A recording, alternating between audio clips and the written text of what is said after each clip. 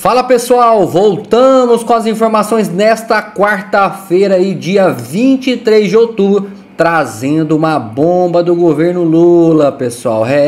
Trazendo para vocês informações atualizadas em tempo real. Já vai colocando aqui nos comentários da cidade que você está nos assistindo, como está a região, como está na sua cidade, está chovendo neste momento? Coloque aqui o seu comentário.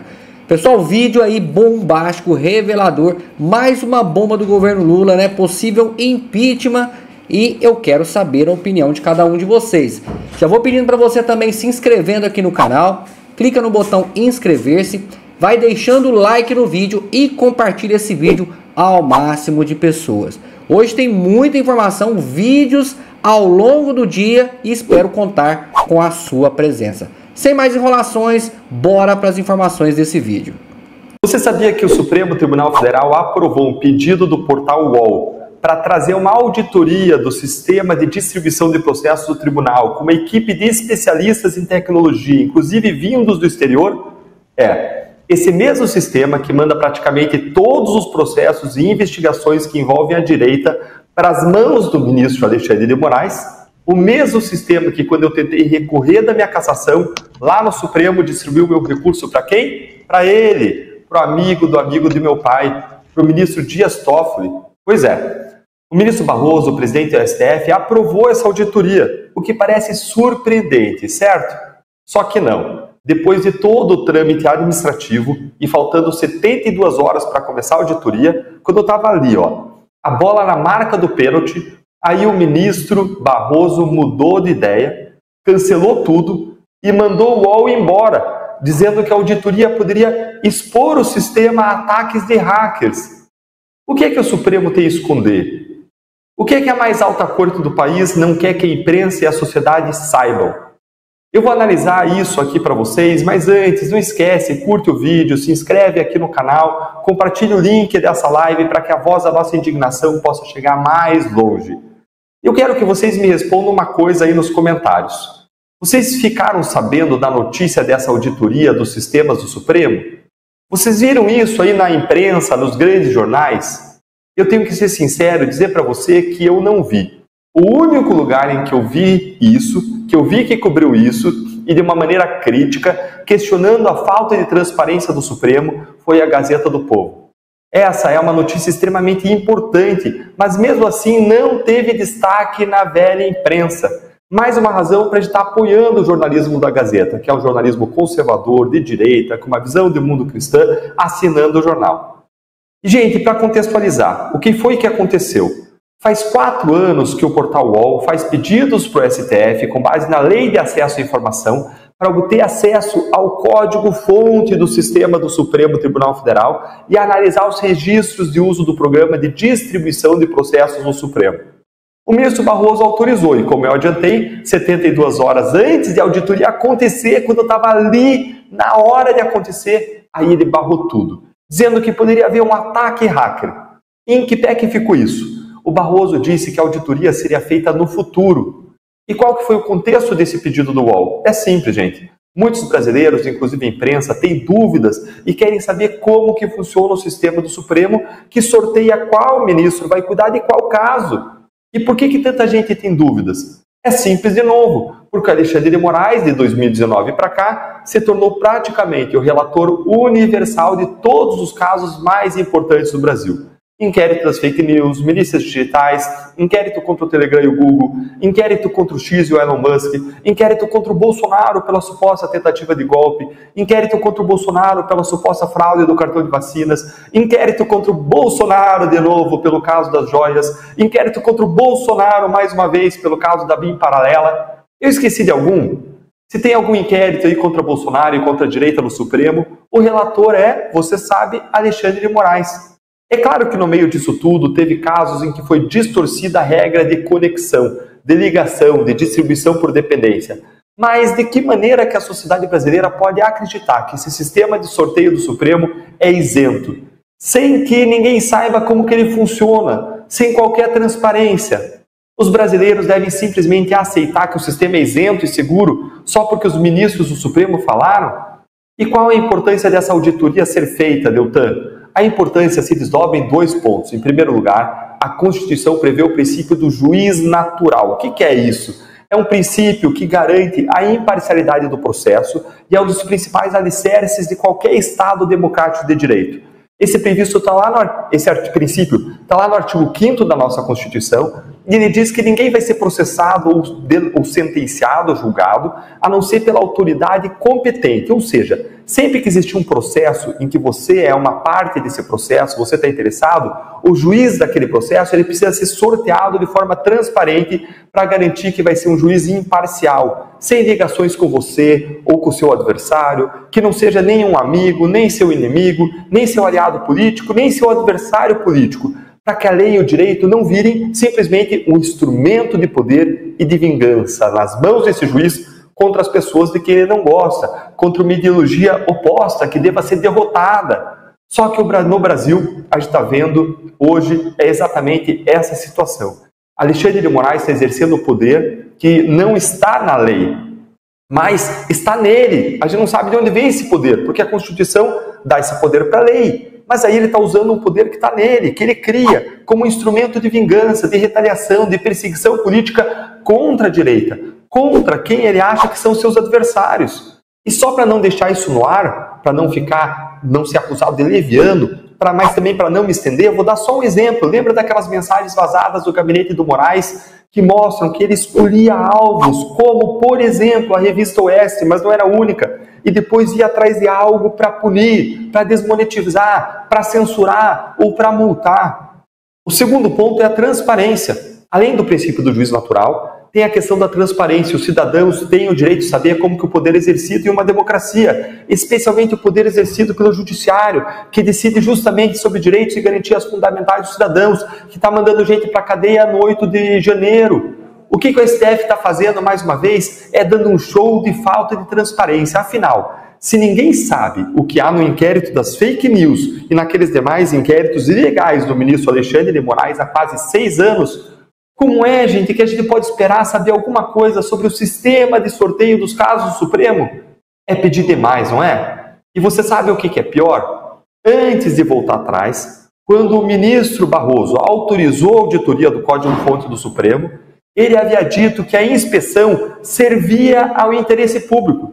Eu vou ler aqui para vocês o que o Barroso escreveu. Eu separei aqui, olha só. Ele disse: considerando a necessidade de compatibilizar, de um lado, o interesse público no acesso à informação e o dever de transparência, e de outro, a imprevisibilidade da distribuição dos processos e a segurança dos sistemas informatizados desse tribunal, eu dou parcial provimento ao recurso administrativo para franquear, ou seja, para dar ao recorrente o acesso ao referido código-fonte nas dependências desse tribunal de forma presencial, ficando proibida a cópia do conteúdo para uso externo.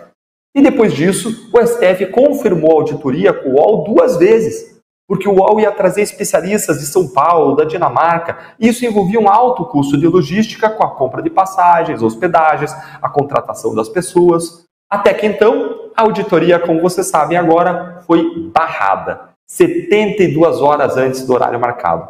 O que mudou, ministro? A sociedade brasileira quer saber. E eu quero saber de você, a sua opinião. Por que você acha que o STF barrou a auditoria do Código-Fonte do Tribunal? Me conta aí nos comentários. O Supremo Tribunal Federal, ele surtou com os réus do 8 de janeiro. Ele disse basicamente, ou fazem acordo ou vão ser condenados. Virou o Tribunal da Vingança e da Retaliação. Praticamente todos os ministros, com exceção dos ministros André Mendonça e Nunes Marques, votaram para condenar os réus do 8 de janeiro que se recusaram a fazer o tal do Acordo de Não Persecução Criminal com a PGR, que eu vou chamar aqui de ANPP. A gente chama esse acordo pelas iniciais no jargão jurídico. Acordo de Não Persecução Penal, ANPP. E eu já vou explicar para vocês o que é esse tal do ANPP. Mas antes disso, eu quero mostrar para vocês o vídeo de uma fala do presidente do Supremo, o ministro Barroso, de apenas um mês atrás, do dia 20 de setembro. E vou pedir para a produção dar um play aí para a gente.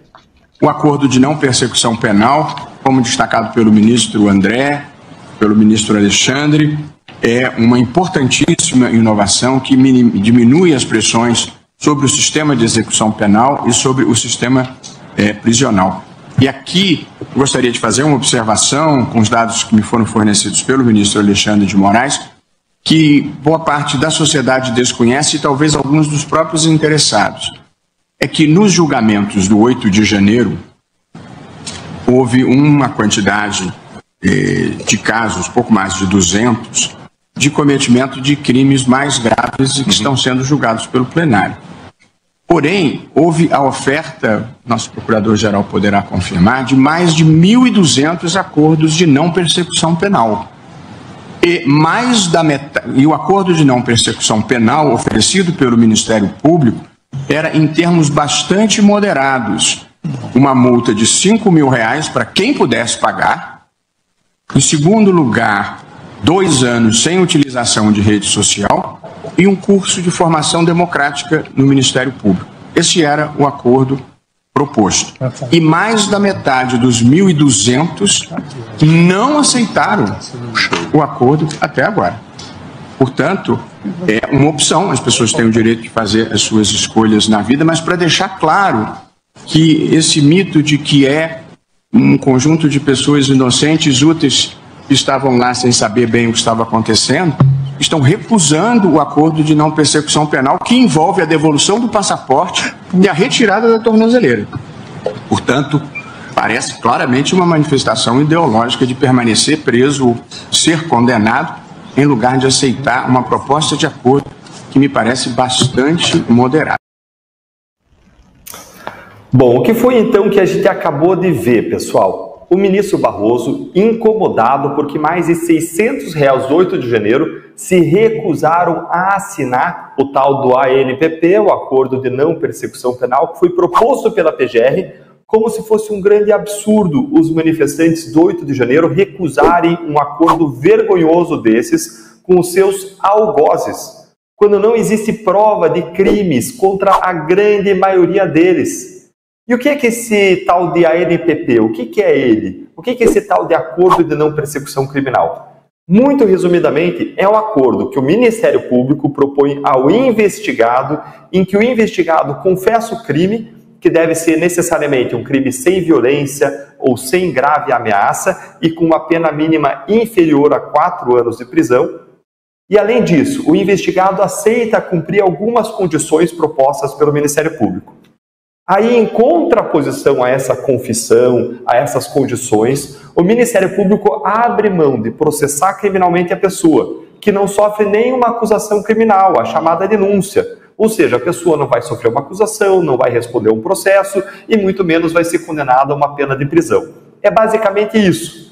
Agora, o que é absurdo mesmo foi o conteúdo da fala do ministro Barroso, que nós vamos destrinchar agora e no final eu vou mostrar para vocês como que o STF acabou cumprindo a sua promessa velada de condenação, que você ouviu no final dessa fala do Barroso. Fica aqui comigo para você entender.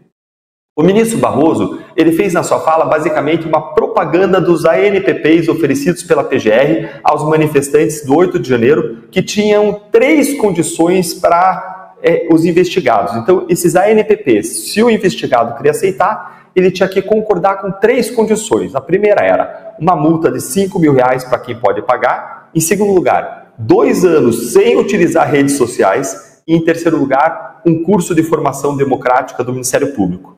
E esse é o acordo que eles consideram muito moderado, muito razoável, mas bora destrinchar essas 3 condições para você entender. Em primeiro lugar, o ministro fala de uma multa de R$5 mil para quem puder pagar. A maioria dos manifestantes do 8 de janeiro são, vamos lembrar, comprovadamente, pessoas muito simples, humildes, trabalhadoras. A gente tem ali garis, professores, pedreiros, seguranças, auxiliares de serviços gerais, pequenos pastores, comerciantes, gente comum.